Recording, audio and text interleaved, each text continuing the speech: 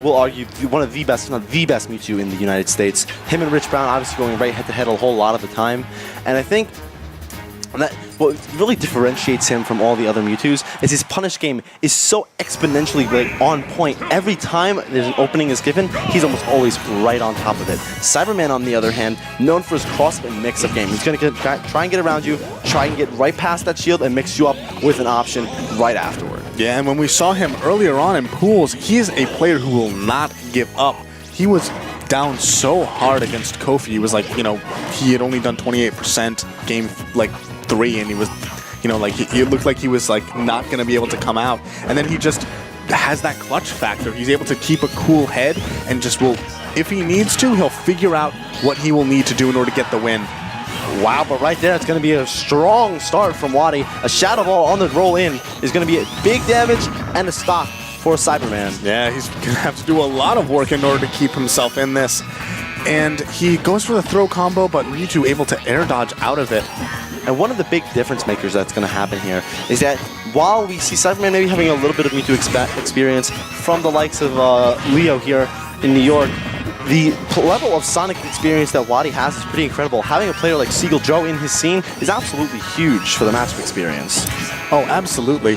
And in addition, I don't know, Cyberman, one thing is that he doesn't seem to be pressuring WaDi that much at the ledge. He seems to be respecting him a lot. Whereas you see here, oh, what a beautiful roll through. It was so gutsy, but he knew that that was the option that WaDi would not be electing to cover. But all right, now he's starting to be a little more aggressive. Like when WaDi is on ledge, he tries to do something in order to get back at him. And right now we're just waiting. See, this is where really Cyberman does need to get most of his damage and most of his conversions out of. But right there, missing his B reverse to the ledge, and he is going to get Shadow Balled for it. And that is going to be a swift 2-stock for Mr. WaDi Rob. Yep.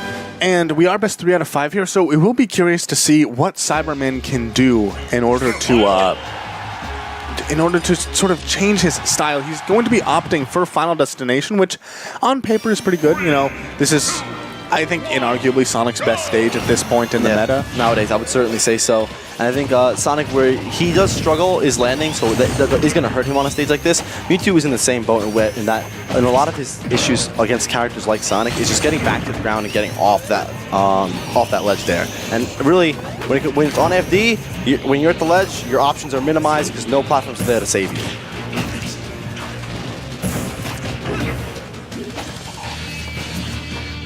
Looking for a roll there was Cyberman on the dash, and however, a nice little conversion there, Nair into up tilt, into another back air for WaDi, keeping Cyberman on that ledge. No option. Wow. Well, that's what I'm talking about. Everything that WaDi looks for, he almost always has it right on top of it and gets it. He's not going to get everything, but anything he wants, he's going to be right on top of it. Yeah, like you saw right there, he threw out that Shadow Ball, knowing that it would basically force Cyberman into this neutral getup, and he had an even stronger punish waiting for him. And, you know, Cyberman was doing pretty well, and then he gets put in the corner against WaDi. And this is something you see very consistently against, like, from top-level players, which is their ability to use stage control is just, it's absurd. That, like, literally just having a couple extra feet behind them, you know, when they're on stage, they can just lead to so much damage. Right, and now we're going to see how Cyberman can do that towards WaDi, seeing how long you can keep him in disadvantage. I really don't like that spring there, because as you said, I think maintaining stage control is so vital against Mewtwo, and that spring there just forces him up and allows WaDi to get back to stage almost for free.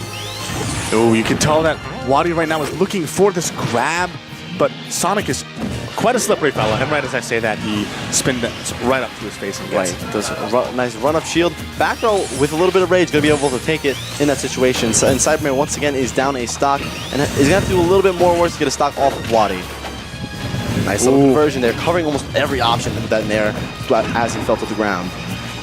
Yeah, it's the sort of thing where you just see the optimization in his play, how he'll throw out a move, and then just he'll throw out something, and then he'll have, you know, it's layers upon layers of options. And it's just, it doesn't quite seem like Cyberman can find a way to get out of it quite yet. And the difficulty that again, Sonic's going to have in this matchup, and really in most of his matchups, is really just finding that last stock. And when WaDi has been maintaining stage control so well, it's so hard for Cyberman to get even in to begin with, because he has that Shadow Ball to pressure spin dash on the approach. Yeah, oh, you could tell that he seems to be looking for this back throw. He's trying to do this like run past action that WaDi is aware of and hasn't been giving to him.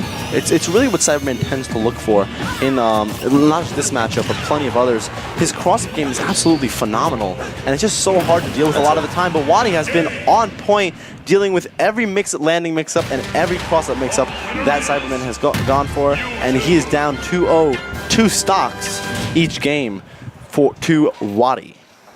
Yeah, and you can... FD may be backfiring a little bit there. I'm not sure if he should necessarily go there for Game 3, just because you saw at the end with the Shadow Ball, there was like nowhere he could go. He was coming down to the ground after that spring, and he just had to accept his fate. But it looks like he's sticking to his guns. We'll be going back to FD for Game 3 here. Let's see if Cyberman can maybe change it up and take a game off WaDi, which would be pretty big for him. Right, and I think what the biggest issue has been here is that Cyberman isn't getting those mix-ups that he needs, and once he stays even with him at the start of the matches, he really can't finish that stock off.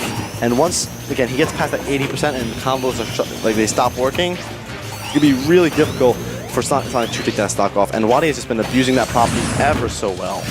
I gotta say though, for this Game 3 here, we're seeing an entirely new Cyberman. This level of patience, he is just doing so much more shielding and power shielding and this spin dash camping.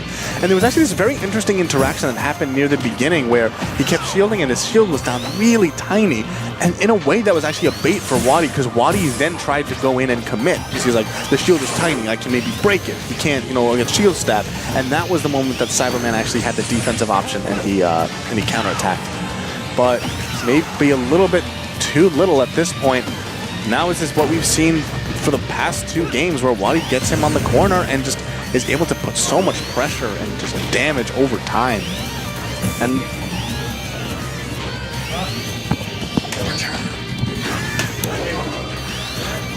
we had some news of some upset. We will cover that after this game. It seems, oh, nice. The jab is a good interrupter. He baited him with that short hop up air, which is actually a really good bait tool for Sonic. It's very quick and it auto cancels when he lands on the ground. Right. And the return game from Cyberman here has been pretty solid. Wow, just barely rolling through that Shadow Ball there. And he is going to be continuing to put the pressure on WaDi, trying to force him to the corner. The thing is with Sonic, when you commit with that spin dash, you tend to lose stage control as you go in because you're forced to either jump or move backward. So giving WaDi that stage control is so dangerous, and we're seeing an almost identical situation to game number 2. Yeah, I do think that he's been doing a pretty good job at that spin dash was just maybe not, you know, it was not well advised because WaDi was just able to punish it. Normally spin dash is this very safe move, but just with that forward air hitbox, he was able to still catch up to him. Right, and that's the thing. Sonic is forced to commit when he spin dashes by putting himself in the air, which is really where he does struggle the most. And WaDi has just been on top of that, showing how well he does truly know the matchup and is getting every opportunity he can to force Cyberman either further off stage or finish his stock stall right there. And he's doing it once again. Every time Cyberman is forced to jump, he's right on top of him, right where he's about to land.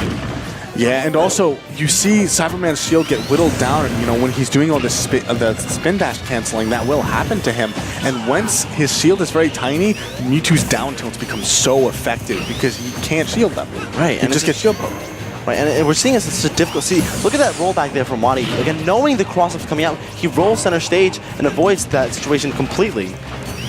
But now we're starting to see a little smarter play. He's going for these grabs, opts for the back throw just to put WaDi off stage. Oh, that was such a good wait. Just a delay from WaDi in order to make it back to the ground. Right, and right here, potentially the first stock that we can see Cyberman take off in the set, and certainly would not be out of it by any means if he can take this first stock out. 80% rage, oh, but air dodges into the ground there, and you can take a full Shadow Ball for it.